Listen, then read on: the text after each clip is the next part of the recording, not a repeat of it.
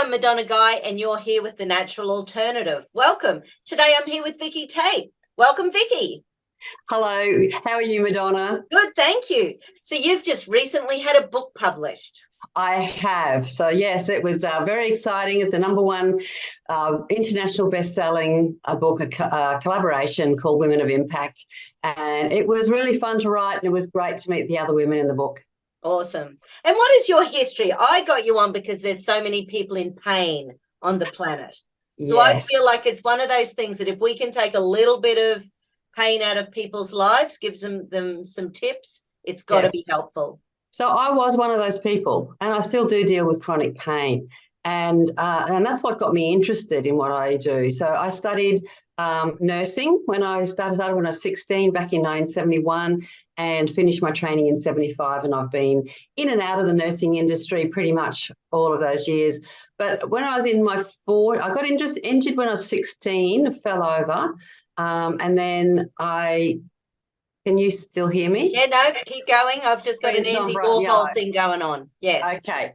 And then, so I got injured when I was 16. By the time I was 40, I had chronic injuries in my neck and my arms. I couldn't use my arms. And a nurse without arms is pretty useless. And so I was sent on my way. And that was when I got introduced to this beautiful form of body work that I now do. It's very gentle. It's osteopathic based and uses positions of comfort to heal pain. And fabulous. I love it. Yeah. So I'm sure anyone in chronic pain heard that and went, "Oh my Lord." I know. So yes, my line to people who ring me up and say, "Oh, I've had this pain for a really long time and nothing's been able to help." I say, "Well, I help your body relearn what comfort feels like." And I haven't been comfortable for so long, I can't remember. I said, exactly. That's why you're ringing me. And you were meant to be on the planet at this moment in time with Vicki. Yes. And I love what I do. I get bored easily, Madonna.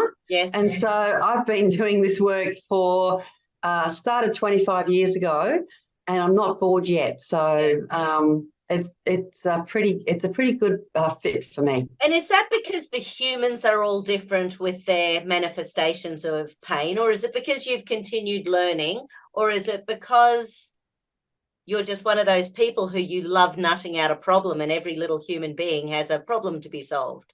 I think if this was a multiple choice answer, I'd have all of the above. Okay. Yep. Yes. Yeah. I was fortunate to have a father who was an engineer, and I was the eldest child, so I got to do things with my dad that most girls wouldn't. And so I got to view the world from that engineer's point of view, but I'm also very kinesthetic and very empathetic. And so I can feel things that other people possibly can't feel. And I love learning. I love a challenge. Like one of my friends just recently has had a health challenge, and it was something that I knew a little bit about, but not a lot about.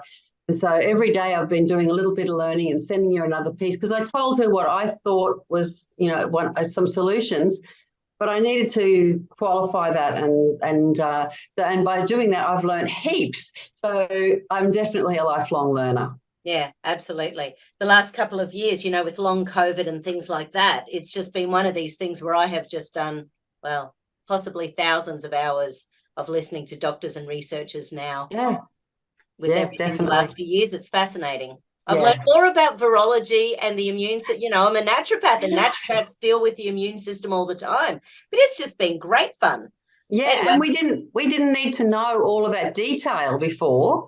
We just needed to know sort of the outside version of, but now we've been educated by some of the world's greatest scientists who you normally would never get to hear, because they are introverts. They sit behind their microscopes and their textbooks and their journals, and they don't come out in public, and they have stepped out, and aren't we grateful? Yeah, it's been awesome. So tell me about your book. So the book was a collaboration of women. That's pretty cool. Yeah, collaboration of women who either want to make an impact in the world or felt they had made an impact. And so my mission vision since I was really tiny was that I wanted to heal people. I wanted people to be well and happy and comfortable. And then I got nursing and I loved it because I was making a huge difference in people's lives and absolutely loving that healing nursing process and listening and being present and solving their problem for the time, for that little piece of time. Because anyone who gets well, you never see again. You only see the ones who come back out with problems, which is why we get a bit jaded, a bit like police. We only get to see the problems.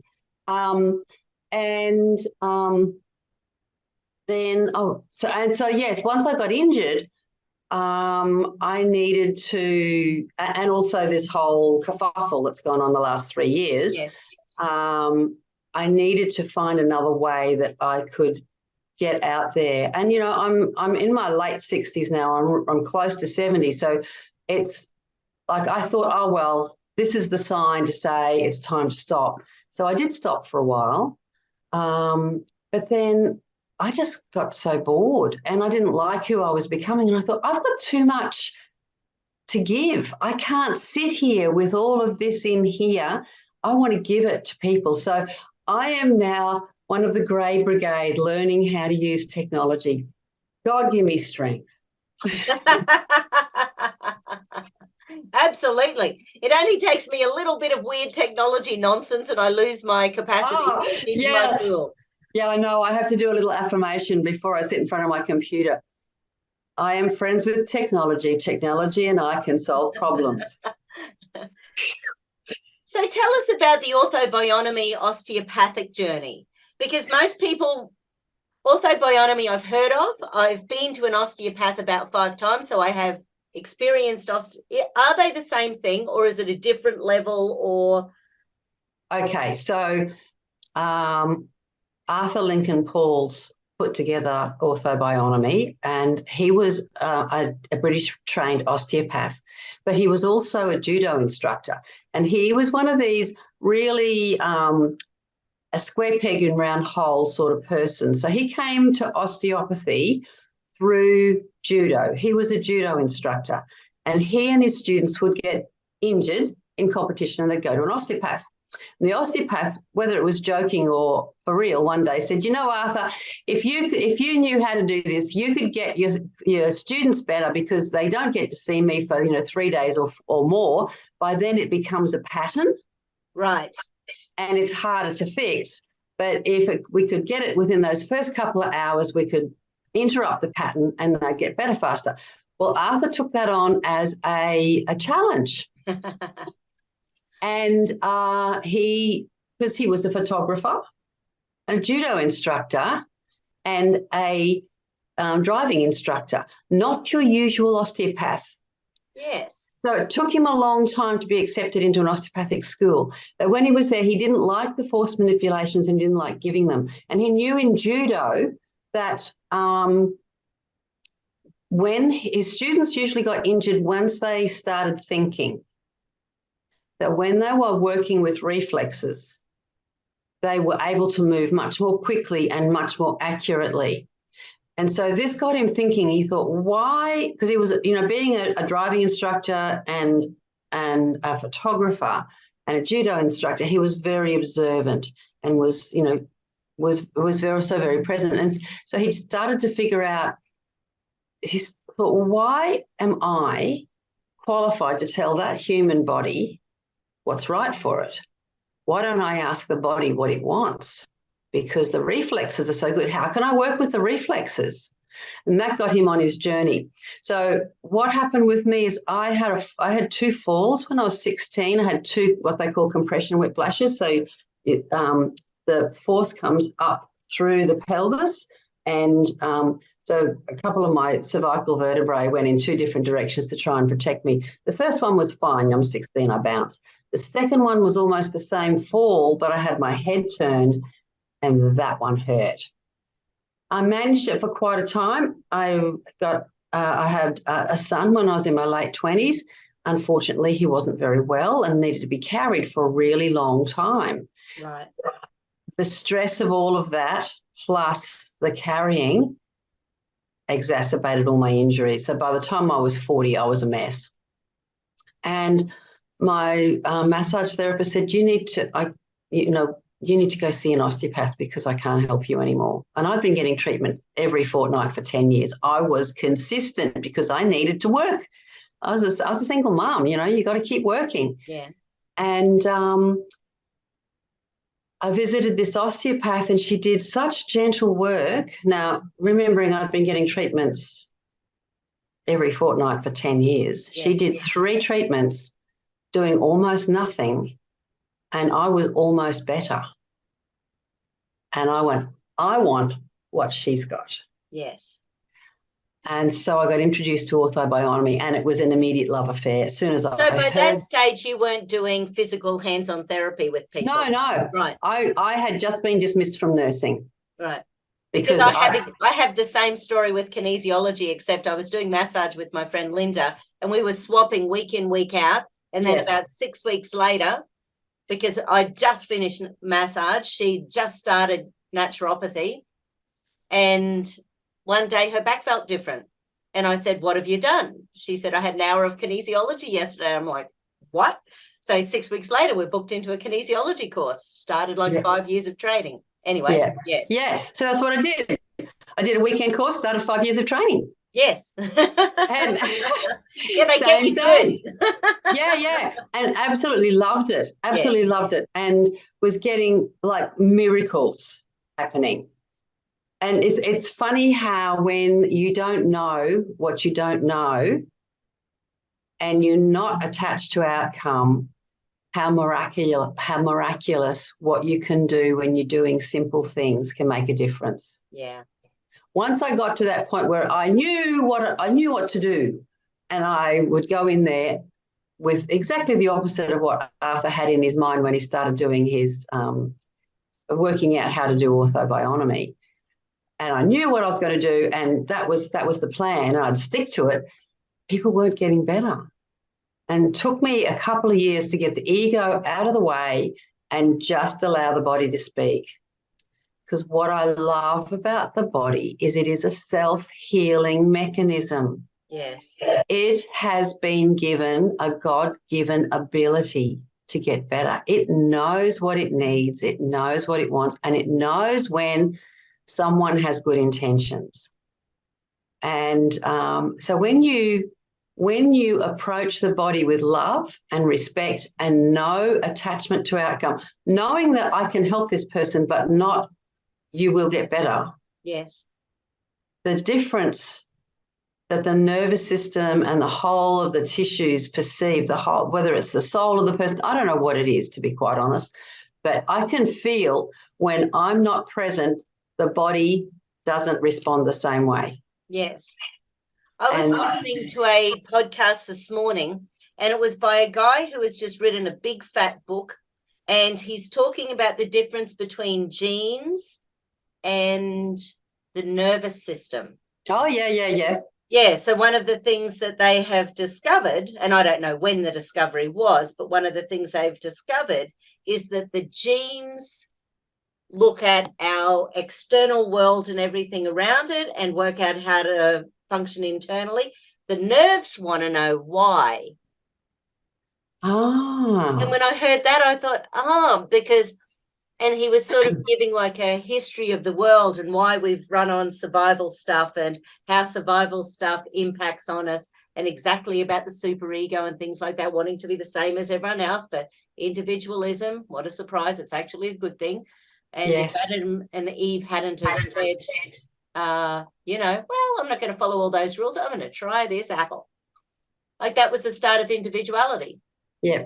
So I've just been listening to Greg Braden. So it's not the God Code, it's the next one up. And he is explaining about ancient language and the code which is in our genes. If you haven't listened to it, I'll see if I'll tell you this. I've got it on my if I can get my password right. On my Audible that I've been listening to, and it is called, come on, wakey, Unleashing the Power of the God Code. Oh, wow. It Okay. is so interesting. So I'm about halfway through, and he's just explained. So this is big science, right?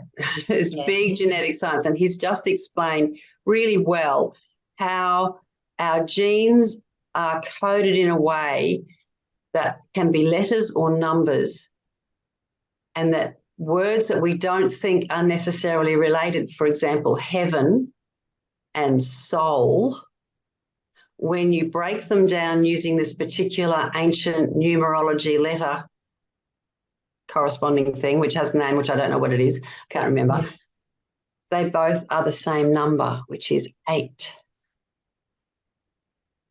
Beautiful. Yes, and so the God code that they've discovered is that that our genes actually, our first gene strand actually says God or the Creator within me. Yeah, I just got goosebumps. Fabulous. Yeah, so that's pretty interesting. Yes. And the name of the video that I watched was called Watch the Interview That Solves the Human Condition and Saves the World. Professor Harry Prosson, who was the former president of the Canadian Psychiatric Association, said it's the most important interview of all time. Okay, all right, I'll find that. Yeah, so there's some great stuff out there, isn't there? And I just love know. the fact that the nervous system needs to know what's going on. So if we're in pain all the time, what is our nervous system telling us? Okay, so we have 2 types of pain, basically. We have acute pain and chronic pain. Now, acute pain is there to save us from ourselves. So, you know, you step on a sharp thing, we get pain. It's like, oh, don't do that. You put your hand on something hot. Oh, don't do that. And then it's sore for a while so that you remember, I'm not going to do that again. And we do that with our littles when they don't want to listen to what we say. Sometimes we allow them just to make those mistakes so that they can remember that that action means that thing. So acute pain is absolutely essential to our survival as a race, keep us safe. And it's there. It's usually when we get injured, it's there for a short time while something's healing, and it usually protects the injury so that it can heal better. Now, how short a time? I heard that we turn into chronic pain hormones after about 48 hours. Oh, no, I wouldn't say that. Okay. No. So the literature and my experience is more like 6 weeks. So if you've got an injury, say you've broken an arm or you've got a laceration on your leg, that doesn't turn into chronic pain, but it's sore for about 6 or 8 weeks. Okay. Yeah. So chronic pain is something that continues, that's not getting better, that lasts for 6 weeks or more. That's the definition that they have of chronic pain. And what happens when we hit into chronic pain is the brain starts changing its neural pathways loop. Yes. So acute pain is, I hurt my finger hurts, nervous system says, don't move finger, we're going to make it swell up, we're going to make it go red, and every time you move it, we're going to go, ow, and it'll stop you from doing that. Don't do that. Don't do that. That's acute pain. Chronic pain is that thing hurts, okay, it's not going away, I'm feeling unsafe, therefore I need to protect, I just got goosebumps again. I need to protect myself. So the nervous system starts sending reminders. Okay, change in temperature, there might be danger. Change in pressure, there might be danger. Change in movement, there might be pressure. Change in just about anything. Change in mood, there might be danger. And so what happens when a doctor says to you when you've got chronic pain, oh, it's in your head. It's all in your head because you couldn't have that much pain anymore. They're half right. Yes. Because it is coming from central nervous system, not just peripheral nervous system. And the good news about that is we can control the mind. We think the mind controls us, and for most of us, you know, the 98% or whatever, it probably does. but we can control our mind. And we know this, we know that during meditation we have a changed state. We know that you can be in a really crappy mood and then your best friend rings up and says, hey, we're going out to see a movie. You want to come to? Oh, suddenly you're in a good mood and you can get dressed and go out. We know that when we're in pain, if we get distracted, the pain is less. Yeah. We also know that if like you get a paper cut on your finger, it hurts, like, ow. Your child is stuck in a burning car and you've got a broken leg, you can turn that car over, you can get that kid out and you can walk 2 miles and then it hurts because you needed to do that for survival. So we know the nervous system, the mind can overcome the nervous system. Yes. And knowing that is an absolute gem because we can work with our minds. We can.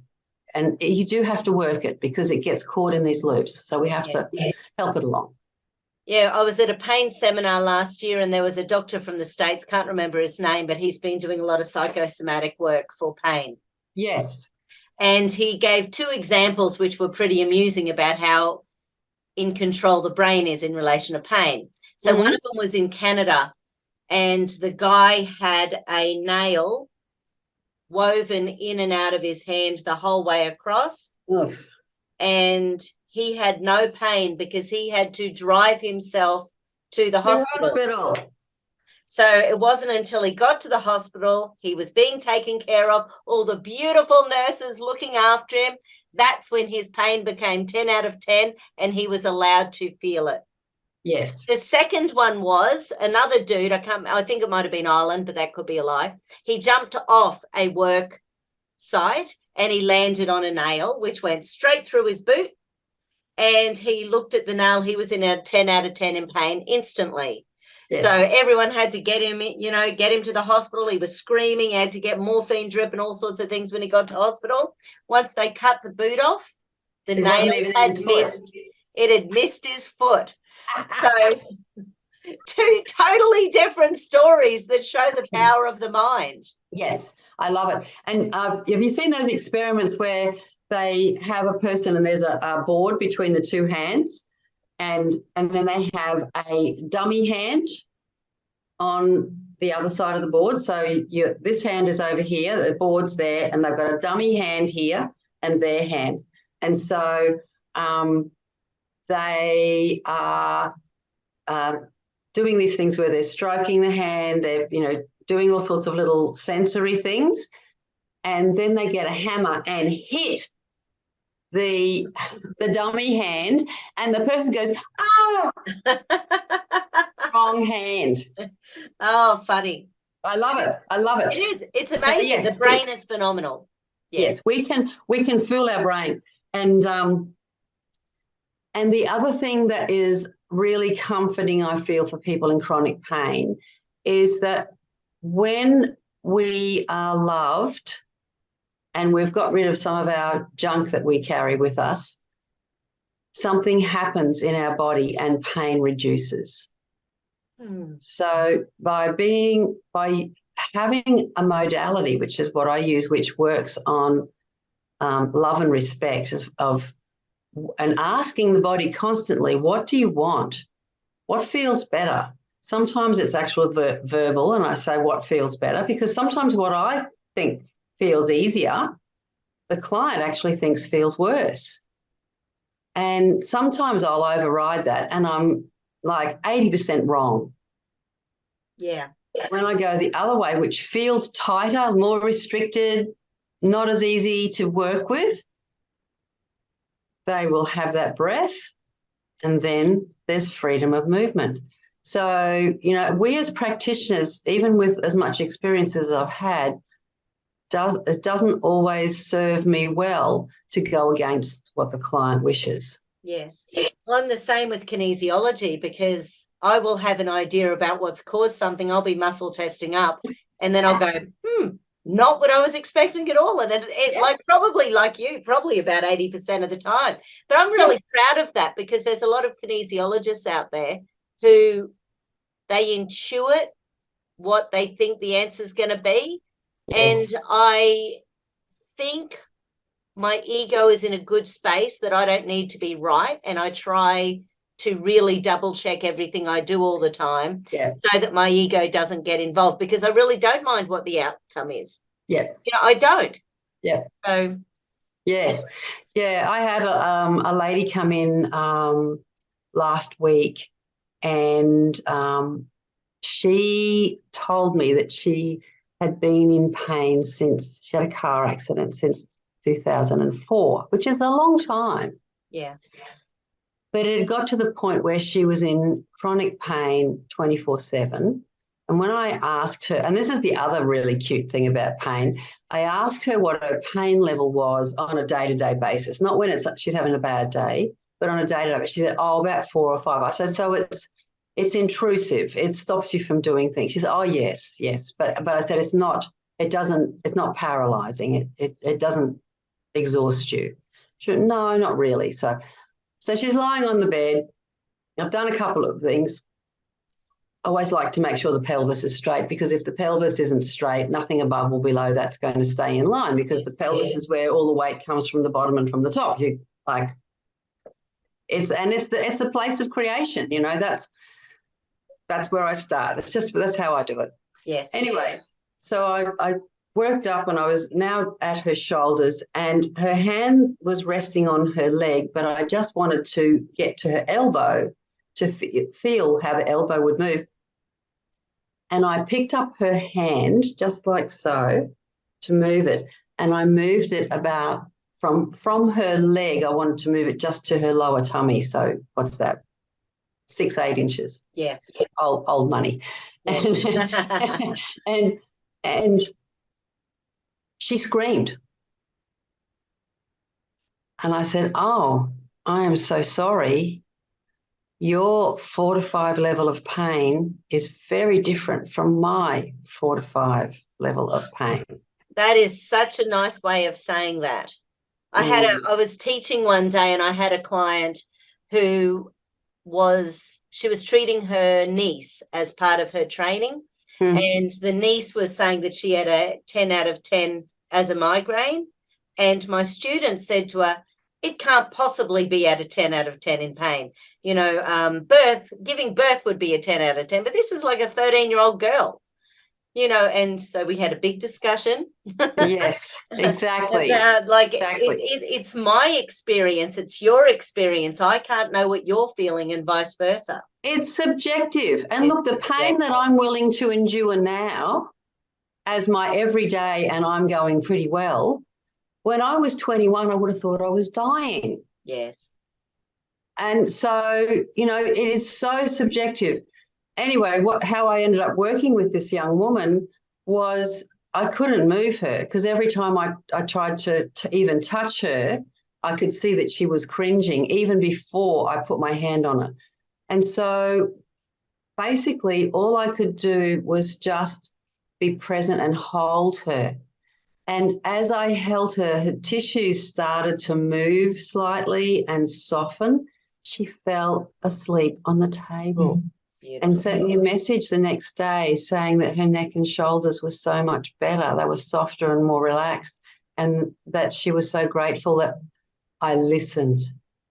And I think that's the message for anybody who's working with people, is you have to listen, but not just listen to get a message. It's listen to understand. And so one of the things that I find I do is, if someone's been in a car accident and they've had, pain for a long time, I will ask questions like, so what happened in that car accident? Which way did you get hit? Were you turning your head, or what were you thinking at the time? What did you think when you got hit? What happened afterwards? And what happens in those sorts of questions is all this information comes out, and then people will go, no one's ever asked me that. Exactly. And that's where the gold is. That is where the gold is, totally. Because it's not just that moment where you've had a car accident and you're going to have to spend 6 weeks fixing your car, or 6 months. It's the fact that you've had an accident. It's the money, it's the insurance, it's the phone calls, it's the how am I going to get home, it's the cost of the tow truck. It's I feel like a freaking idiot having done that. Like, was that my fault? What did I do wrong? It's all of that in a heartbeat. So in kinesiology, you'd be wanting to look at those things. With orthobionomy, I'm wanting to look at how the body responded, and I can watch, and they will actually move and say, I can't remember how I moved, and they'll do this, and I go, oh yeah, I know which way you moved. I've got that. The body never, that's the other piece of sweetness about our body. It never forgets anything. The other thing is it never lies, ever. You can tell me as much BS as you want, but when I put my hands on your body will tell me the truth. Yes. And I had a gentleman in the other day, and he's ex-army, ultra triathlon, so you sort of start to get sort of personality. Yeah, okay. And having a lot of a challenge learning how to give over control. So I said, I just need you to rest your shoulder into my hand. He's been having shoulder trouble for more than 10 years. And but it's finally got to a stage where it's inhibiting his lifestyle. And so it's been getting gradually worse. And trying to get him to relax his shoulder has been quite a challenge. And finally he got it. And what was I going with that? Oh, yes. And I was doing a particular move, and I said, oh, this is an overstretch injury, because your body likes this particular movement, which is body likes to heal in the place where it was injured generally. So it can go back, revisit, put the pieces together, find that missing piece of the puzzle, and then go, oh, now I'm okay with that. Poof, I can relax. And so it was an overstretch injury. I said, can you remember a time when you, because he's never had any accidents. No, bike accidents, no. And he said, oh, I remember. We were traveling. We had a 28-kilo suitcase, and we were on a travelator and one of the escalators. We should have gone in the lift, but there were too many people trying to get in the lift, so we got on the escalator because we were in a hurry. And the suitcase started to fall, and I grabbed it. And he just kept saying, I can't believe I remembered that. I can't remember this. We're not surprised, though. No, not at all, not at all. And that was the moment his whole shoulder started to relax. It's the issues in the tissues. It is the issues in the tissues. Yes. Yeah. Yeah. So, I've got thousands of stories I could tell. They just, but yeah, the body. I assume what you do, no, I shouldn't have. Okay, change that. Does doing what you do help people's emotions? Yes. So, some years ago, like when I first started doing orthobionomy, actually, I realised that, and I was a lot younger and hadn't worked through a lot of my emotional garbage at that stage. Yes. I'd done some work, but I still had, ways to go, and you don't stop doing that until, the day you stop breathing, really, if you're a conscious human. And people were starting to have emotional releases on the table, and I didn't know how to deal with those. And it was nearly always toward the end of the session, like we'd gone deep, deep, deep, deep, and now we get to the issue and poof, we've got a thunderstorm of tears going on here. I actually had one lady, I had to ring her husband to come pick her up because I said, I don't feel safe with you. I don't feel you're safe to drive. You need to come get picked up. And I decided to learn EFT, tapping, so that we had something to bring people down. So yes, the body does release emotion, and people will sometimes cry, sometimes they'll shudder, sometimes they'll get cold. Getting cold is a common one. I always have blankets, even on really hot days like today. I'll have blankets in the clinic so that if people get cold, they can be kept warm. Yes. So yeah, the body holds the emotions. And the other interesting thing about pain is that your emotions will either make your pain better or worse. And I know I've got chronic injuries, and some of them are, could be really debilitating if I decided that they could be. And I have good days and bad days. And I know there's two things, actually. One is what I put in my mouth, and the other is what comes out of my mouth. Yeah. So Christmas, New Year was a write-off. Too much sugar. And how did your pain levels go over Christmas, New Year? I actually got to the point where I've got a chronic ankle injury that the medical profession, bless their little cotton socks, can't do anything about, which I'm really grateful for now. At the time I wasn't, but now I'm grateful because I am getting better, whereas if they'd done something, I probably wouldn't have.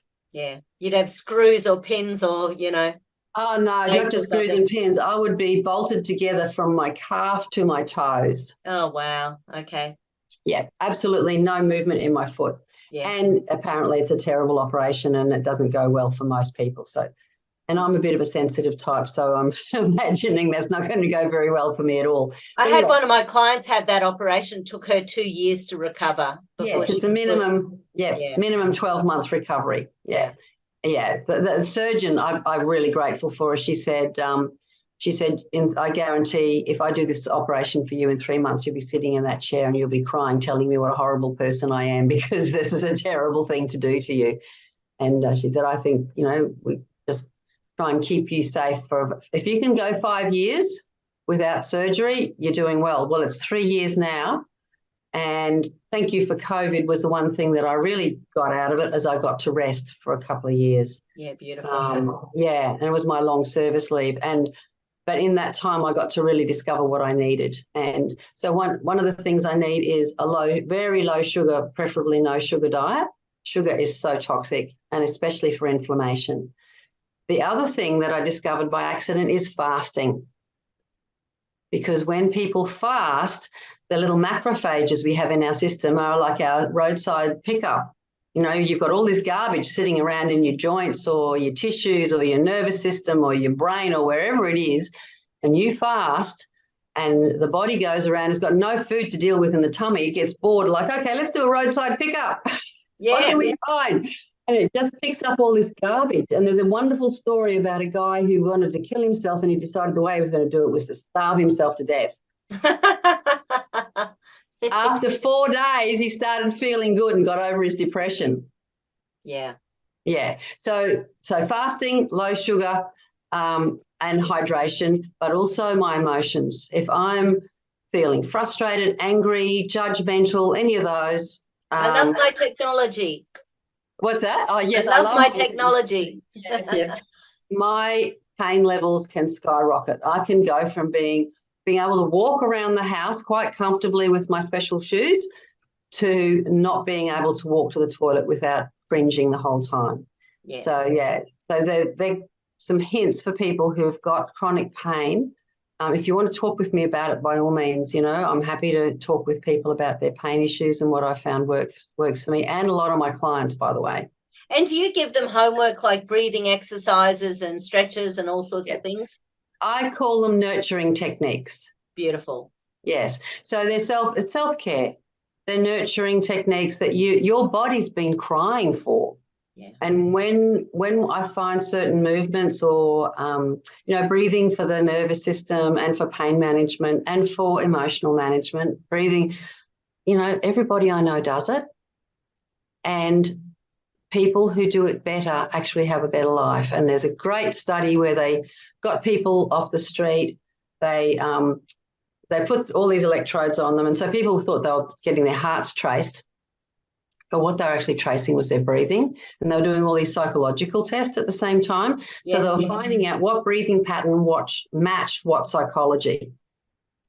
Then they sent them all away, got people back into the lab and hooked them all up again, put the breathing pattern up on a big screen and said, you have to breathe this breathing pattern. You have to keep it, and we're tracking it, right? So you have to keep it. Within 10 minutes, those people were at the same psychology that breathing pattern was in the person that they've originally tracked it in. Fascinating. It's incredible. Did you hear about Joe Dispenza coming to the Sunshine Coast last year? The year before? Yeah, it was 2020. Oh, was it that long ago now? With the 800 people? I didn't know there were 800 people, but yes, I wanted to go, but that was when I was injured and didn't have any money. Yeah, right. Because they did bloods 3 times a day. They took complete histories of everyone with all sorts of issues. Yes. And the one that interested me the most as a naturopath, because I'm really worried about the EMFs. for people, the electromagnetic radiations, all the satellites, the cell towers on the ocean floor. I think we're in a microwave soup on the planet at the moment. Yes. And there was a guy there.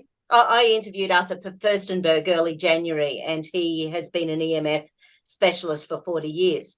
So when I heard about this Joe Dispenza one of the guys at the weekend had been electromagnetic sensitive for decades. Right. By the time they meditated for whatever, 6 hours over the weekend or whatever they did, it was a huge meditation weekend and breathing and stuff, he had no EMF sensitivity. And I thought that is such a physical thing. And I'm fully aware it can help with back pain and stuff. But I thought, EMFs? Really? With 70,000 commercial satellites in the sky? How does that work?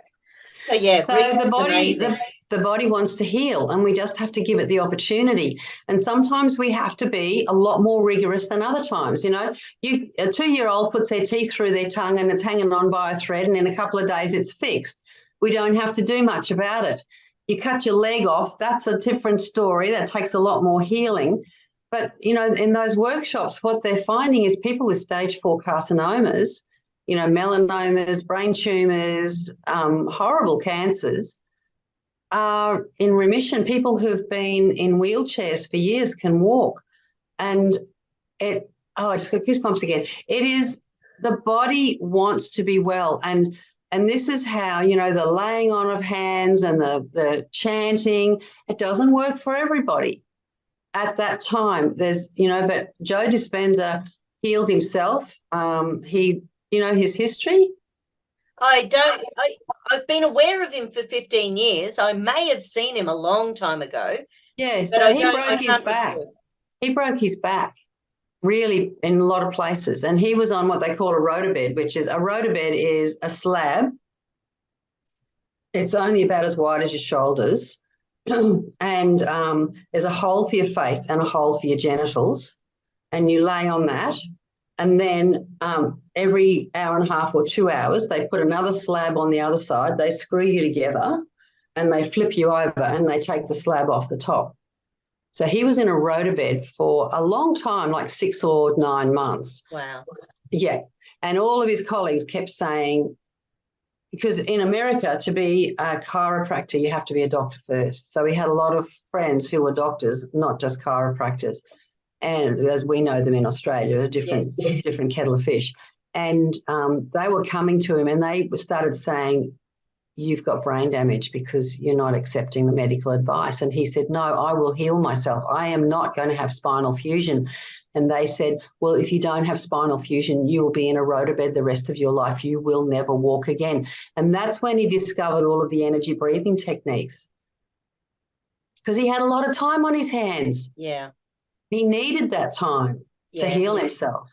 And I've got a similar story with one of my gurus, Dr. Charles Krebs. He's the guy who developed the LEAP program, the Learning Enhancement Acupressure program I do in kinesiology. Yeah. Because when he was about 35, fit, healthy, he was an American and he was living up in Cairns doing some reef work, because he was a doctor of several things, but biology, or anyway, he was doing work on turtles. Can't remember. But basically, he had a deep sea diving accident. So he had the nitrogen bubble in his spine. So by the time he made it, and he was a very proficient diver, so it wasn't anything he'd done wrong, but nonetheless, this nitrogen bubble. So quadriplegic, and the only reason he's alive is that BP or BHP was on strike down off the Great Australian Bight.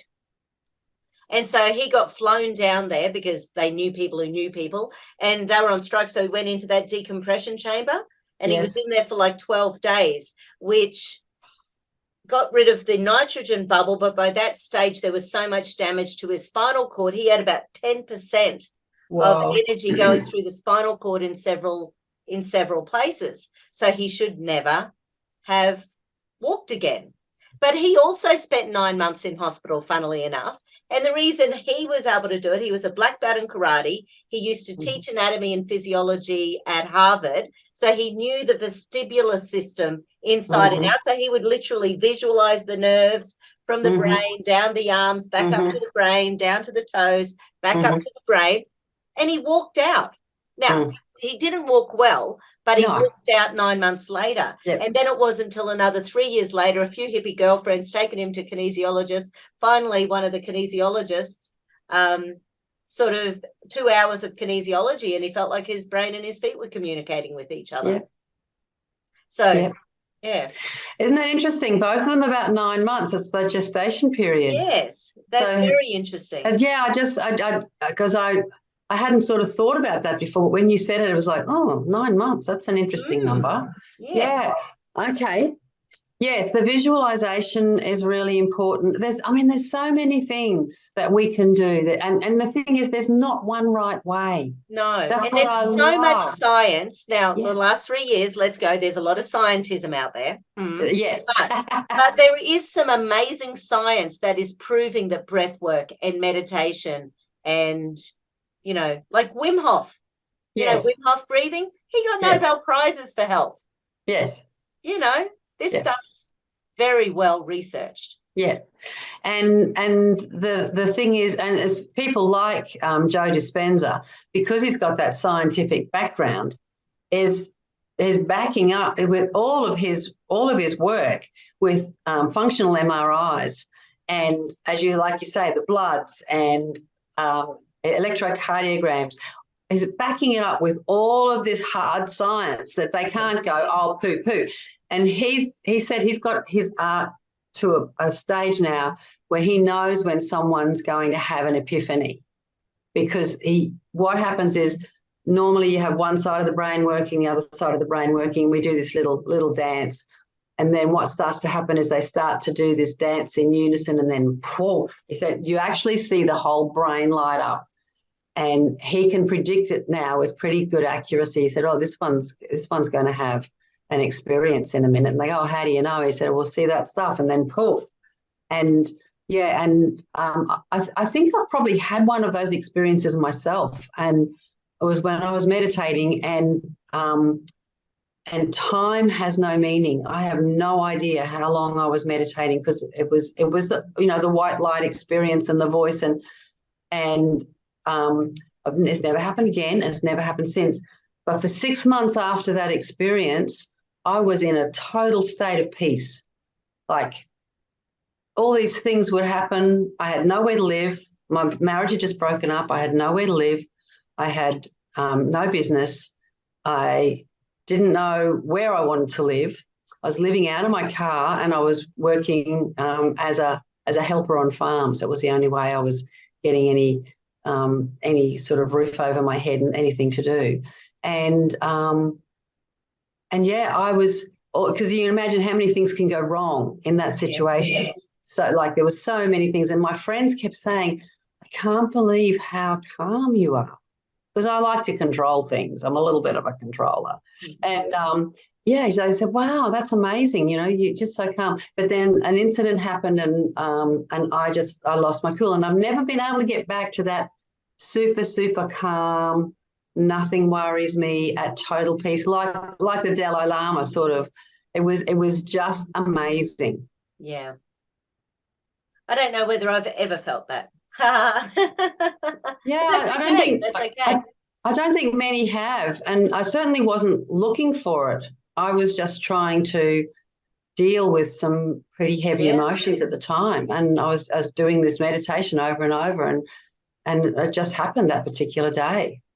Have you heard of that brain surgeon or neurologist or someone who was in a coma for several months, and he believes he went across to heaven because he did die?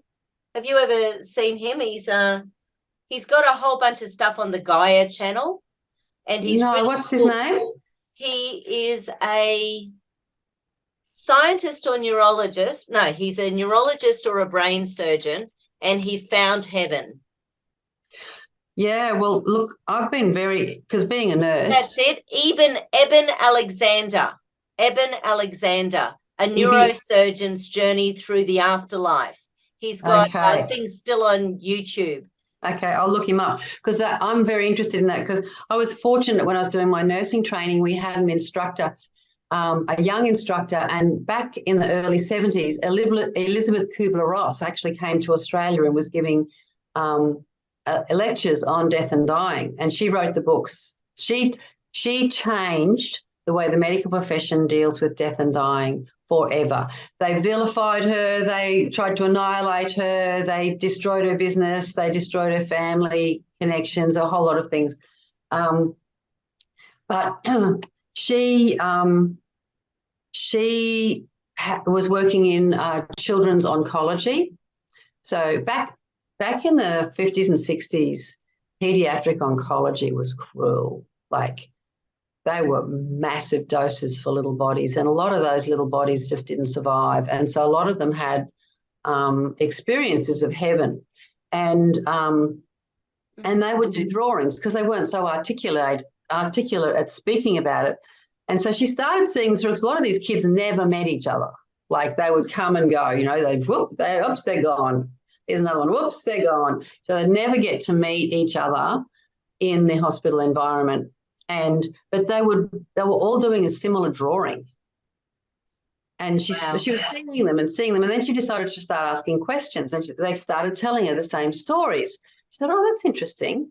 Then one night she was called to the adult. She was a child psychiatrist. She was called to the intensive care adult section. They couldn't get onto the adult psychiatrist for some reason. And so she went in there, and this woman had been resuscitated and was flipping out, like was going nutso. And so Elizabeth sat with her and started telling her the story that the children had been drawing. Oh, my goodness. And the woman grabbed her by the arm and did one of those loud whispers and said, how did you know? I thought I was going mad. Wow. I know. So then she got curious, and she spoke with the chaplain. And so she and the chaplain started working together. They made a pact. They wouldn't speak to each other until they'd spoken with 200 people who had had this experience of each. And then they got together and they and document everything. And their note didn't matter their age, their religion, their experience, their education, their diseases, didn't matter what. They all had very similar stories. And so, yeah, I've been interested in the afterlife, and I've actually experienced with people in hospital who are dying, and they are talking to their relatives and introducing them to the people who are walking through the door, and they're going, but there's nobody there. I go, just nod and speak to them, because they are there for your dad or for your mum. My grandma had that happen. So my dad died when he was 44 years old, and her husband had died a few years before her, and her priest had died. So it was funny. So between those are three people who visited her in hospital.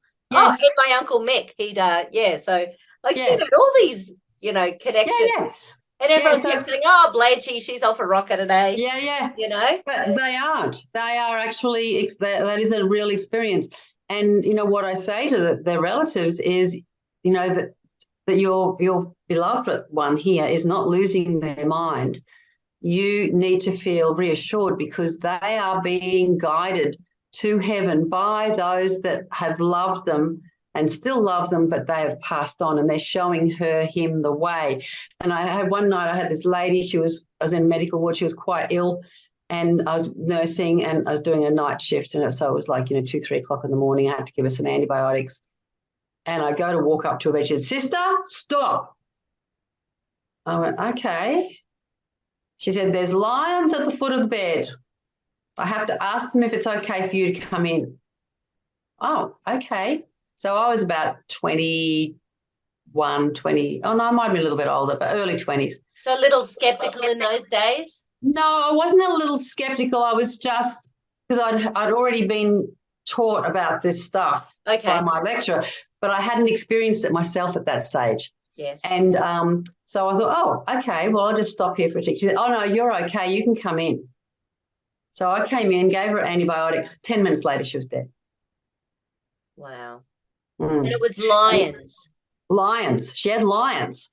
I don't know what lions meant to her, because I didn't have enough experience at that stage to talk to the lions and ask them why are you here? What's your role? How are you protecting Nancy or whatever And her it name really is? does make you wonder about how we treat people who we would say are mentally ill. Yes. Because I've had this experience over the years where clients will come and see me when we look after them nutritionally and health-wise. Lots of things improve out of sight. Yes. And when they go back on their medication, it's really interesting. Even one of Yes. my friends, her mother's in aged care. Mm. And on days when she is there, she doesn't have a lot of money, so she doesn't visit a lot. It's a lot of petrol. But, so on the days when she's there and she makes sure her mum eats once or twice a day, makes sure she drinks water, it's like her dementia disappears a bit. Mm. When they have her on, drugs and, she's out to it except for one meal a day, the And orange cordial. worse. Yeah, It's orange awful. cordial when they do drink. Yeah. Just shocking. I know. I mean, when my clients say to me, "Oh, so what can I eat?" and I say, "Okay, well, when you go to the supermarket, you go around the periphery." They said, "What do you mean?" I said, "All the aisles, they have a health food aisle, which actually these days actually doesn't have that much healthy food in it now. No, it's much, yes, exactly. Yeah. But they have a health food aisle. So what's the rest?" Yeah, it's all sugar and processed food. It's all processed food. Basically, just about anything that comes in a packet, avoid. So go around, do your shopping all the way around the periphery, get all the things that you need. Make sure that at least half of your trolley is stuff from the fruit and veggie section. Yes. And okay, yes, if you can get organic, great. If you can't afford organic, just eat lean, clean, green. Exactly. So lean doesn't mean no fat. Lean and the means average diet in Australia, New Zealand, and America is about 60% ultra processed foods. Yep. They have zero nutrition in them and they're inflammatory. Yeah, exactly. So I live in an area, so I live in a rural area, but it's suburbia is creeping in like incredibly fast. We've lost 30 rural properties in the last 12 months. And in our little street, just on one corner, we're getting 200 houses where there were 7 rural properties. Oh, my goodness. Yeah, lost every single tree. But before that happened, McDonald's, Hungry Jack's, Kentucky Fried, Pizza Hut, Domino's, all of those all moved into the main street. Up until then, there was none of that there. And now people want to go because there's infrastructure. That's right. It's hilarious that's what attracts people. Yeah, and the houses are cheap. And sometimes the traffic jam is not from peak hour traffic. The traffic jam is from the fast food places. Oh, goodness. It's swelled out into the street. That's awful. It is awful because their families, those children are growing up thinking that that's the best stuff to eat. Yeah. And they're not getting, if a family's eating 50% of their food is green, then that's what kids get used to. And I remember when my son, we didn't do any of that stuff, of course, and my son, when he started being a teenager, he was visiting people's houses and eating what they were eating. And he came home one day and said, "I can't believe how much shit my friends eat." Yeah. I said, "What do you mean?" He said, "Oh, it's all this fried stuff, packaged stuff, frozen stuff." And back then it wasn't so much takeaway, but it was a lot of minute meals and, that sort of stuff, which we didn't have. And he said, "I just can't believe they just don't eat. They don't eat a salad. They don't know what." People don't realise that so much of that is carcinogenic. There are so many ingredients well known to cause cancer all around the world, and people just keep eating them because they think it's healthy. Yeah, and most packaged food's the same. Even if you're making it yourself and you're using a taco mix and you're using a tin of soup and you're using a tin of something else and you're using a packet of something else and you put it all together, it's just like if it's got more than 3 ingredients in it, it's rubbish. Yeah. Basically. Yeah, I bought something the other day that was in a glass jar and I thought, oh, well, look, it's probably, and I can't remember, but can't remember what it was. But when I opened it up and it was only 55%, and I went, really? And even Jay went, really? Because One day I got home and I felt totally ripped off because I'd bought some organic broccoli, and the only way to buy it from that supermarket was on a polystyrene base wrapped in plastic. So they've sort of gotten slightly better these days with bases of cardboard, but you just go, oh my gosh. Yeah. I know. So it's So you talk about all of this stuff with your clients too. Yeah, it comes up, they are on my table for an hour. And so most of the releases take between 15 seconds to a minute. And because I've got so much experience now, I pretty much know what fields needs to go next. And there'll be times when I say, all right, we're just going to be quiet for a bit here because this one requires a bit more attention. But it's nutrition. I definitely talk to people, because if they don't look after their nutrition, they're not going to get better pain management. And hydration definitely. Oh my goodness. How many people don't understand hydration? Yeah. And I say, if you don't get a water filter, you are the filter. And we have got town water to our property, but we choose to be on tank. So we've got 50-odd thousand litres of water. But from time to time, things happen, pipes burst or somebody does something stupid and leaves a tap on, and we run out of water. And then we go on to town water. Within a month, town water has completely clogged up our filters, completely clogged them, whereas we've been running for a year. Yeah, right. Interesting. And it stinks. One of the best things that was ever said to me at a seminar on the microbiome. Oh, yeah. Is that if you are not filtering your water, you are destroying your microbiome every time you drink it. Fluoride and chlorine are antibiotics. They are not antibiotics. They are life killers. They are life killers. Yes. So not just the bacteria in the gut. Yeah. And they slow down the thyroid. They make it so hard to have good energy. They get into the mitochondria. They screw us up. Yeah. And the gut-brain connection is so strong. The vagus nerve, we talk about the vagus nerve. What we forget is it's the largest nerve in the body. It is massive. I know. And it is the only cranial nerve that leaves the head. Hello, big red flag. This one's important. There's two, one running each side, another big red flag. So one gets damaged, you still got the other one. Controls your heart, controls your breathing, controls all of your gut and a lot of your other sensations and emotions that comes from those major organs. So that's why people who have high cervical fractures can still survive. Their kidneys, their liver, their spleen, their pancreas, they all still work. Maybe not as well as they would with all of the nerve supply, but the vagus nerve does all that. Wow. And it's the vagus nerve. I listened to an interview from Dr. Stephanie Seneff about 18 months ago. It was a paper that her and Dr. Peter McCullough had put together. Mm-hmm. And it was when they were trying to work out long COVID versus vaccine damage. Right. And she said that, and I think this was what they'd found with some people who weren't doing very well on the jabs, is that the spleen was creating the antibodies. And there's some connection between the spleen and the vagus nerve. So if the toxins happen to hit the vagus nerve, then it goes all the way up through. And then it depends what other nerves it impacts on. If it goes to the ocular nerves, it can make you blind. If it goes to the auditory nerves, it can make you deaf. If it goes to the tongue, the glossopharyngeal nerves, it can take away your taste. So it depended on where it went, but it was the vagus nerve that seemed to be the stimulus for that damage.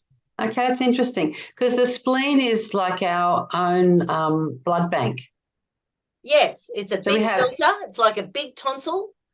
Yes, so it cleanses and it creates. It's amazing. Yeah, so I mean, they do cut people's spleens out if they get damaged in an accident, and they can't stop because it's such a sponge-like organ. They can't sew all the little pieces together and not have it leak.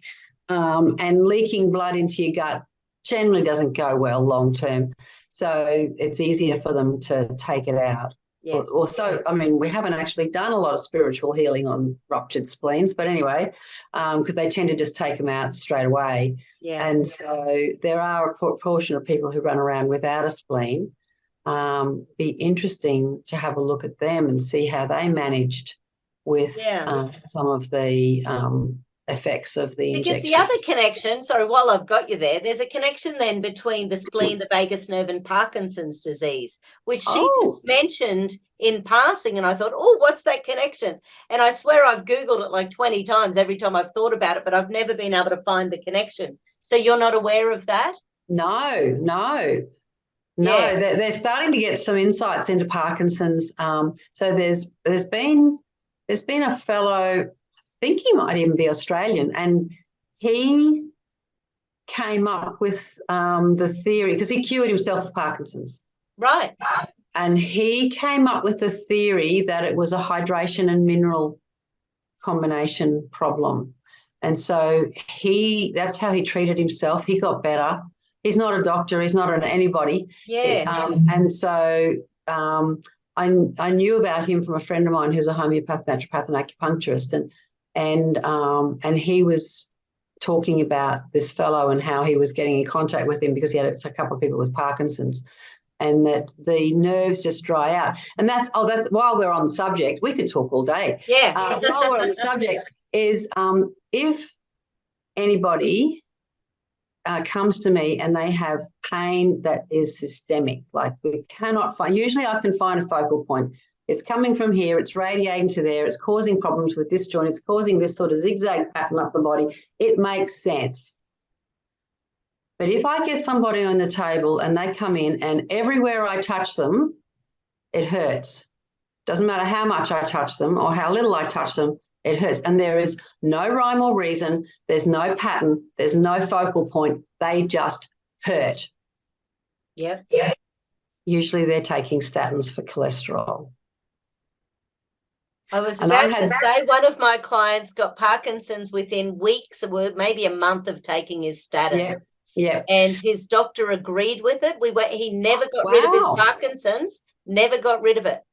And the drug that he needed to be on, I can't remember what it was, but its side effects are skin cancers. Right. So we tried all sorts of things. He was on lots of things for stem cell production and lots of cleansing stuff, but could not get rid of that Parkinson's after 1 month of those damn statins. Wow. Yeah, because they demyelinate the nerves. Yeah. What we forget is, like I've got high cholesterol. I am right smack bang in the middle of healthy weight. I've got good, I do exercise 3 to 4 times a week. My blood pressure's stable, blah, blah, blah, all the healthies. But what does cholesterol do in our bodies? Exactly. Anyway, it helps with inflammation. Guess what? I have chronic inflammation. I'm celiac from vaccines that I had when I was really young. I have these bone injuries now, which are from celiac as a side effect of that. And so that's chronically inflamed. And anyway, so the doctor says to me, oh, your cholesterol's high, you need to be on some statins. And I said, well, what's my ratio? Because the ratio is written there on the form. Yes. Everybody who's listening, when you go to the doctor, if they mention cholesterol, ask what your ratio is. Do not leave the surgery until they tell you what the ratio is, because if the ratio is fine, you're fine.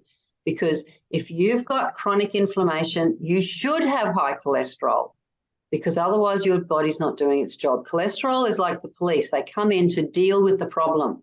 And it's like saying that because that suburb has a lot of police there and a lot of police activity, that they're the problem. Sometimes they might be, but mostly it's because you've got inflammation. And so the police are there to try and mop up. The cholesterol's there mopping up the problem. Yes. The hint is that the liver makes 90% of our cholesterol. There's the hint. And our brain, yes, if you need to clean up your liver. But the other thing is that our brain is like 40% cholesterol. Yeah. Yes. And then the rest of it is in our nervous system. And the cholesterol only goes bad when you've got lots of inflammation and lots of cortisol, and lots of sugar. And toxins, yeah. Yeah, lots of toxins, and it solidifies and becomes hard. It becomes like, like cement. And it's because it's a lifestyle disease. Yeah. And, I can't understand why lifestyle diseases aren't being treated with lifestyle, that they get treated with drugs. I know exactly why that happens. How many billions of dollars do they make per year? Funnily enough, I was listening to Dr. John Campbell this morning, and he was talking about the excess deaths around the world and how no one is discussing the excess deaths. Oh, yeah. But the first thing he said was, well, the first thing I did was to go back and make sure the excess deaths weren't from statins. And I thought, oh, interesting thing to go back and make sure that that's the first thing they checked. Yes. And I thought, wow, there's something they know there in the, they know there. Yeah, so, just interesting off-the-cuff comment. Yes. And I just had someone just today, just recently, yesterday, saying that their mother was aged and she has just been diagnosed with osteoporosis, and they want to start her on these injections that she has once every 3 months. And I just put up a comment, please Google that drug, because I know that the side effects are hideous, and I know what the side effects are, and that you can make your own decision. And somebody came in straight away and said, do not take any notice of this post. You need to listen to your doctor, otherwise, da, da, da, da, da. It's like, yeah, okay. I'm not going to say any more now. Yep. Said my piece. Do your own research. Always. If they want to put you on prescription drugs, and always have a look on Google and find out what the side effects are. Yeah, and then keep an eye on it. Keep an eye on it. And also ask Google if there's any nutritional support for it, because so many of our symptoms are nutritional deficiencies. Yes, mineral or vitamin nutritional. And the other thing is gut. That your gut's probably out of whack. Get a water filter. Stop drinking that garbagey stuff that they want to send down the line for, and stop drinking bottled water, because most of it comes out of a tap and it's just been treated with ozone. Yeah. And I know this because I had a friend who was working in one of those places. There's a few people these days who I've seen videos a few times on, just on Facebook and YouTube, where they've actually got a whole bunch of bottled water and they've checked it with, and the colours coming out of them is ridiculous. I know, they look like swamps.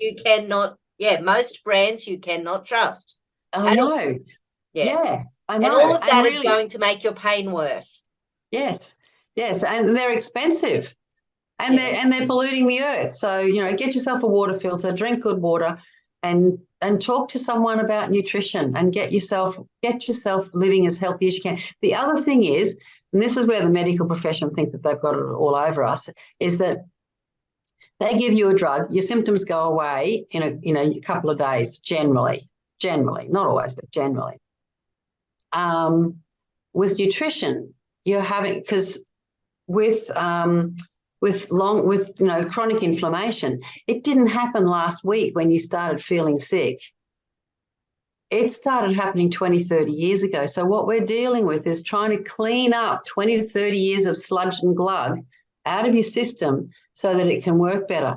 And usually takes at least a couple of months for people to start noticing the difference, because the body is a self-healing mechanism, but it's just like putting petrol in a diesel motor or diesel in a petrol motor. You put the wrong fuel in this wonderful piece of engineering that we have, and it doesn't work well.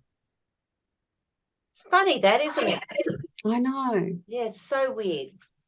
So if people would like to contact, because we could keep chatting all day. We could just go on all these tangents. Actually, I did notice something you said earlier on, because you're an empath. Yes. And then when you were a child, you wanted people's health to get well. You wanted people to be happy and healthy. And I thought, well, there's a selfish reason. You're an empath. You could probably feel their pain. Yeah. Yes, I didn't know it at the time. It was just, I just decided I'm going to be a nurse, and my parents didn't want me to be a nurse. And I don't know how I did it, but I did all this research and found out what the nursing schools offered, which nursing school I wanted to go to, and what subjects I absolutely had to do, because my parents had another career path sorted out for me. And I had to find a course at high school that satisfied their needs, but also would get me into nursing. Wow. Well done. Yes. All And I so knew is that I wanted to avoid science, and oh my goodness, the last 3 years has been a huge upward trajectory. Funny. Yeah. So how can people find you if they would like to? Because you do both online and in-house. Yes, so I have people come to my clinic at Burpengary East for one-on-one sessions, and they're very valuable. You know, if people can manage to get to see me, I certainly recommend that. So on my website, which is www.bodyspinealign, it's BODYSPINEALIGN.com.au. You can go to the contact page, and there are links there to have a phone conversation if you want to have a talk with me about what's going on with you, and whether I think that what I'm doing may be of use. And I'm pretty honest with you. I'm not going to tell you I'm the girl for you if I think that I'm not the right person to help. And you can also make an appointment for an Ortho-Bionomy session, which is an hour-and-a-half appointment. And I'd be thrilled to be able to help anyone out of chronic pain and get them into a life that's more pleasant and pleasurable and full and enriching. Yeah. I think people are told so often medically that there's nothing that can be done, and that they need to learn to live with their pain. Yes, you're just getting older. Just get used to it. Yes. You don't have to believe that. It's so insulting to the magnificence that is the human body. Yes, it is. Yeah. And, you know, when you treat the body well, it treats you well. Yeah. And sometimes you just need to make small changes, and it will be delighted and be very happy to cooperate with you. Yeah. And, you know, it is not your enemy. And the sooner you can start to treat it with the love and respect that it's been giving you. I mean, feet in particular, you know, people get problems with their feet and they just complain all the time about them. And I think, you know, you think of how many pounds per square inch your little bones and your feet have been putting up with for all these years, and finally they've just got to the point where they've broken because things aren't supporting them, and you're going and criticising them. Imagine how they feel. Yeah. Poor little feet. Yeah, and they go, oh, never thought about it like that, and it's time you did. It's totally true. And, you know, especially when people are put on those few extra kilos, you know, it's amazing how much extra pressure that is on the poor little tootsies. Yeah. And on the hips, you know, and on the lower back. And the knees and the ankles. Yes. And then when they give in, then it's the neck and the shoulders, and, you know, the carpal tunnel and the headaches and all that sort of stuff. Everything's connected. Your ankle bone is connected to your ear bone. Do not ever doubt that. Beautiful. Well, that has been absolutely wonderful, Vicki Tate. Thank you so much. It's been a pleasure. What's your last bit of goodness and happiness and love and light you'd like to share with people? Be kind and loving to yourself and others, and your life will get nothing but better. Beautiful. Mwah. Thank you so much. Thank you, Madonna. It's been a delight. We have to have a coffee sometime. We do. Cool. Thank you very much.